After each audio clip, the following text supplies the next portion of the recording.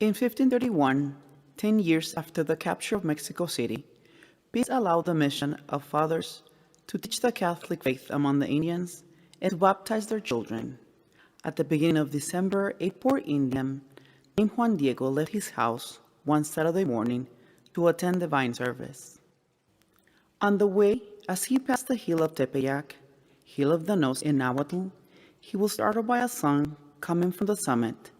The sweet tender singing surpassed the thrilling of the most exquisite birds. Juan Diego stopped, entranced, and mused. Is it my luck to be worthy to hear such music? Is it a dream, perhaps? Did I get up from my bed? Where am I? In paradise? In heaven, perhaps? The singing ceased, and a heavenly sweet voice called him from the hilltop. Juan, my little one, Juan Diego. Filled with joy, Juan Diego was not at all frightened, but climbed the hill in search of the mysterious voice. When he reached the top, he saw a lady who bade him approach. It was a wonderful lady of superhuman beauty. Her raiment shone like the sun. The rock on which she set her foot seemed to be hewn from precious stones, and the ground red like the rainbow. The grass, the trees, and the bushes were all emeralds, the foliage fine turquoise, and the branches flashed like gold. Juan Diego bowed before her, and the lady spoke. Juan, my little one, the humblest of my children, where do you go? My lady, my child, I go to listen to such divine matters as our priest teaches. I am the Holy Mary, the Eternal Virgin, Mother of the true God. I wish a shrine to be built here to show my love to you. I am your merciful Mother, thine and all the dwellers of this earth, to bring to pass what I bid thee. Go thou and speak to the Bishop of Mexico, and say, I send thee to make manifest to him my will. My lady, I go to fulfill thy command. I bid thee farewell. I, thy humble servant. The bishop received Juan Diego, listened carefully to him. Forgive me, Your Excellency, but some Indio is here to see you about a message. A message? A message for who? He says the Mother of God, my lord. Did you say the Mother of God?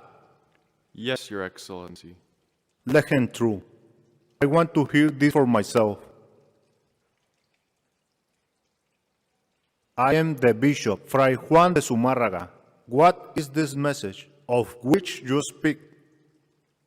My Lord Bishop, I bring a message from Our Lady of Heaven. She sent me to manifest her wish to establish a temple for her. Wait a moment. Did you say you saw the Mother of God? Yes, Lord Bishop. When? This morning, when I came to Mass. How do you know that she is the Mother of God? The beautiful lady told me, I am the Holy Mary, the Eternal Virgin, Mother of the true God. Maybe this is a dream, my son. No, Lord Bishop, this is not a dream. This actually happened. My son, you will come back some other day, and I will hear your story more carefully from the beginning, and I will think upon the will with which you have come. Juan Diego was very sad. The same day, he returned to the hill of Tepeyac. The Mother of Heaven was standing in the very same place where he had first seen her. He knelt before her and said, Lady, my child, tiniest of my children, I went to fulfill thy command. I saw the prelate and related to him thy message. By his reply, I realized he did not think it to be thy order. Send, lady, a person of mark, that he may believe it. My lady, I am a paltry fellow, a man of straw, a bumpkin, a commoner, and thou, my child, my lady, did send me to a place I go not. Forgive me the great grief I caused thee, lady and mistress mine. Listen, my son, least of my sons. Many are my servants whom I can charge with my message.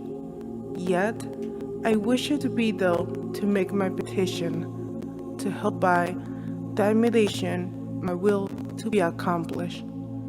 I charge thee, go again to the bishop, tell him again that the Holy Mary, Virgin Eternal, Mother of God, sends you. My lady, let me not bring thee vexation. With right goodwill should I go to fulfill thy command, and tomorrow evening at sunset I will come to give account of thy message. Now I take my leave of thee, my daughter, tiniest of my daughters, my daughter and lady. The next day, Sunday, Juan Diego left his house very early to take knowledge of divine matters. The Mass over, he turned his steps at once to the Lord Bishop's palace, and once again, with great difficulty, he was conveyed into his presence. Lord Bishop, the same Indio is here to see you once again. It's okay, Brother Ignacio. Let him pass. How can I help you, my son? Lord Bishop, one more time I bring to you a message from Our Lady of Heaven and the will of the Immaculate to build a temple. Listen here, Juan Diego. I can just do what you ask of me, simply by your request. A sign is necessary in order for me to believe that the message is coming directly from Our Lady of Heaven. Sir, show me what sort of sign thou dost want, and I will go straight and ask for it of the Lady of Heaven who sent me. The bishop sent some of his household, whom he could trust, to follow him.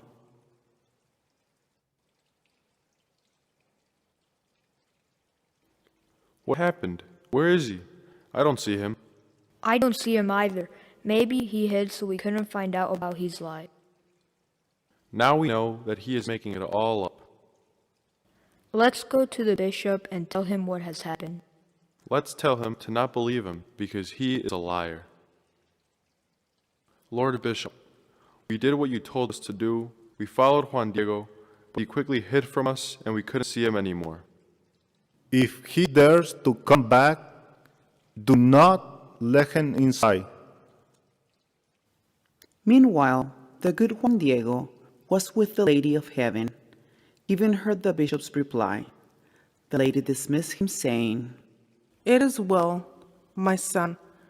Thou shalt return here tomorrow to take to the bishop the sign he has asked of thee.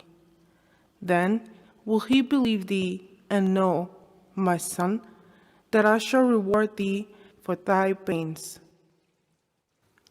The next day, Juan Diego did not return, for his uncle Juan Bernardino was gravely ill. He called the doctor in the morning, and at night his uncle, feeling that his hour had come, asked him to go early to Tlatelolco to find a priest. Juan Diego did as he was bid, leaving at dawn by his usual road, but drawing near to the hill of Tepeyac, he stopped and thought, If I go forward, I shall meet Our Lady, who will divert me to give the sign the prelate has asked for. As he circled the hill, he saw Our Lady threading majestically down the slope. She drew right near him and said, What is happening, my son? Where are you going? My daughter, it will grieve thee to know that one of thy poor servants, my uncle, is very ill and dying of plague. I am going in a great hurry to call the priest to confess him, and will come back here to take your message. Forgive me, lady and daughter, daughter mine, be patient with me. I am not deceiving thee. I will come tomorrow in all haste. Be not troubled, not afraid. A Am I not here? I thought you, mother. Art thou not beneath my protection? Am I not a shield? Let not the sickness of thine uncle distress thee any more, for he will not die yet. Thou canst rest assured that he is well even now. When Juan Diego heard these words, he felt comforted and happy. Go to the hilltop, my son. There shalt thou find flowers in plenty. Pluck them, gather them into a bouquet, and come down at once to bring them here to me. Juan Diego at once went off, and when he reached the top, he stood astonished before the choice of variety of flowers blooming before their due season. They were fresh, covered with the night's dew, whose drops shone like precious pearls.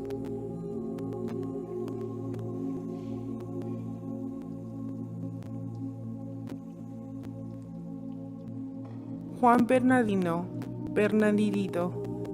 fear not, my child, for you will not perish from this illness. It is not your time. You will go see the bishop.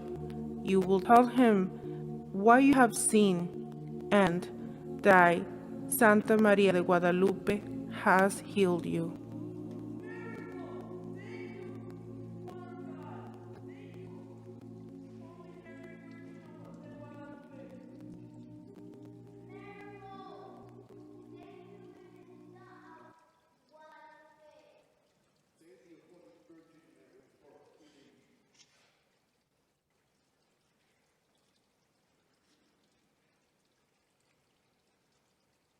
Juan Diego plucked the flowers, and descending at once, he offered the Virgin the heavenly blooms. My son, these flowers are the sign thou shalt take to the bishop. Thou shalt tell him in my name to see my will in them. Thou shalt be my emissary, full worthy of my whole trust. I charge these strictly to unfold thy cloak only before the bishop and show him the flowers. Thou shalt tell him all thou hast seen and wondered at. In haste and with joy, Juan Diego took the road to Mexico with the wonderful flowers he was carrying in his arms. In the bishop's palace, he had a long time to wait. The servants, suspecting from his attitude that he was hiding something in his arms, began to bait him.